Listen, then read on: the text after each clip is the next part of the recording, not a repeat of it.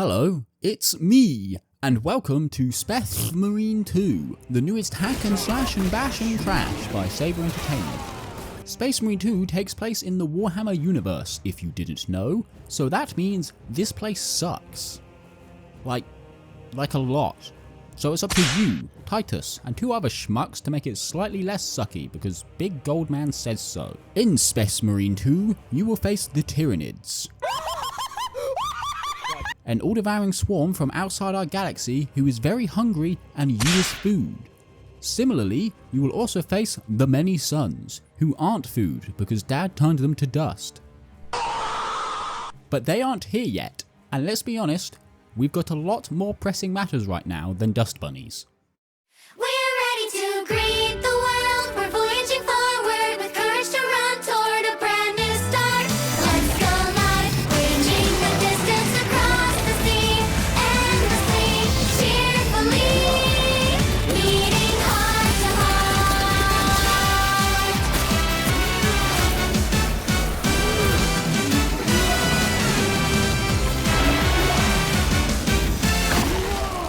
After having to rejoin the Ultramarines because of him, Titus is tasked with drop-kicking the Tyranids back into whatever spawning pool they crawled out of. And, to do this, he's given access to a variety of unique weapons, containing, but not limited to,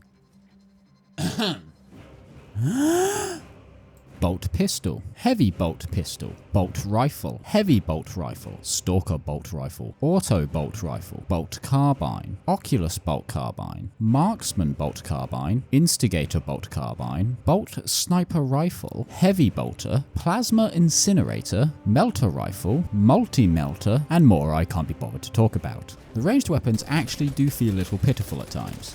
When blasting into a skittering horde, the red mist that gets left behind does feel good to see, and feels accurate for the weapon I'm using. But when I dump half a mag into a Tyranid warrior's face, it can make the gun feel a little underwhelming. It makes more sense when blasting, say, a rubric marine, but both having similar health pools is probably for gameplay reasons, so it makes sense. I wouldn't use melee if I could chunk everyone I saw no problem with a standard bolt gun. With such a vast arsenal at your disposal, your enemies are also particularly vast. The Tyranids often fight with a large swarm of what are known as Hormagaunts, or just Gaunts, intersected with Tyranid warriors, the bigger, more annoying version of the Hormagaunts. The Gaunts swarm, and the warriors kill. So kill the warriors, then kill the Gaunts. Got that? Good.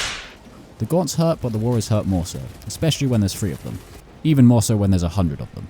So deal with them first. Sometimes something a little bigger will turn up, like a Carnifex. So just do your best. When fighting the unwashed masses up close, these little funny prompts will appear, either representing a parry or a dodge. Blue is a parry, red is a dodge. Every attack can be parried on most enemies, apart from the red ones. Simple. When this icon appears, left click to shoot them in the face. Sometimes they'll flash red, which means you can make them realise that God made man in his image, and that image is a 9-foot tall super soldier who just removed a bug's frontal cortex from the rest of his body. The melee combat can feel weird at first and is a little unresponsive at times, but once you get used to it, it does start to meld together pretty well. Also, these guys suck. The second enemy you face are the Lots of Suns, a traitor legion from the Horus Heresy led by Magnus the Nerd, who retreated into the warp after the Horus happening because of Magnus's oopsie-daisy.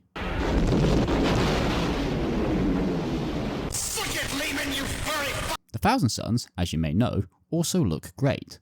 I actually like fighting them more than the Tyranids, just because of the greater variety, and pulling off their helmets to make all the fart gas come out feels funny when I do it. Fighting the Thousand Suns goes about the same as the Tyranids. Kill the big ones first, more so if they're Terminators, and deal with the little guys last. The Tazagors can hurt you a bit, but the Rubric Marines will hurt you more. Don't worry about the cultists, they're just sort of hanging around. Also, fuck these guys. Me in the warp, they forgot to take away my Bluetooth speaker. With you to battle the Tyranids and Magnus's nerds are Gadriel and Charion. Charon? It doesn't matter. Churro hates heretics, more so than everybody else. Jeez bro, calm down. And Gadriel is basically just good leandros. The characters are better than in the first game, I would say.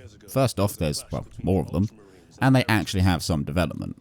It is still mostly, Brother, I am pinned here! but it is an improvement. Some stuff does feel wasted, like we see some character flaws, but then after a few pep talks it ends up getting resolved fairly quickly. An improvement, but there's still a lot of room to improve. Also, why is the captain only ever able to spare 3 men? Where is the rest of the chapter? Me sleeping knowing Kato Sicarius isn't real anymore. Every now and then, when fighting through the hordes of the enemies of mankind, you'll come across a boss. Now, most bosses I liked. They weren't reused a lot, and in fact I think there was only 2 that were. Technically 3, but it's different both times for the last one. And I never felt that a boss was bad, or that it was unfair. The AI fights well, and that goes for your AI as well. I only really had one problem with my allied AI the entire playthrough actually. But yeah, the bosses generally all felt fun, fair, and they weren't just the same thing copy and pasted a lot. Speaking of the enemies and friends, every character, as far as I can tell, is modelled almost exactly like their model counterpart on the tabletop. The Tyranids look pretty much the same, and the Space Marines look like they've been copy and pasted straight from the box art, which is nice to see because they probably didn't need to do all that and it wouldn't have taken a whole lot away from the game. But it is nice to see. Even if it is to sell more miniatures. Speaking of how the game looks, it looks awesome. The skybox always has something wacky going on, and the scenery is exactly what you would expect from a Warhammer game. Grand, good and great. The game looks awesome, and it still manages to run well. Game in current year, running well on release? Satisfactory. I will say the campaign ended sooner than I thought it would. It took me 9 hours, and it was a fun 9 hours. I haven't played every co-op mission as well, only the single player campaign and a couple co-op missions. So I still have more time with the game, but I do wish they took more time to flesh out the campaign, because as I mentioned earlier, the characters could have used the time to be fleshed out a bit more, and there is a roadmap for future content, so I probably will be coming back to it anyway, but it just feels like the characters were rushed. Speaking of the co-op, I haven't played tons of the co-op, but from what I have experienced, it's good. It's basically just a campaign, but without any of the premonition of being single player. You will play with others whether you like it or not. So you better get used to it. I do like the class system, they feel good to play, and I also like how each one represents a different unit on the tabletop.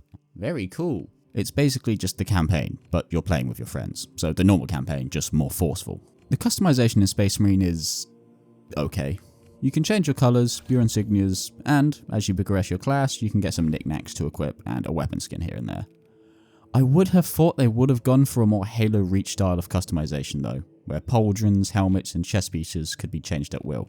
But I'll take what I can give. It's okay. It's not bad, it's just good. I'm just happy they didn't put leandros in this game, dude.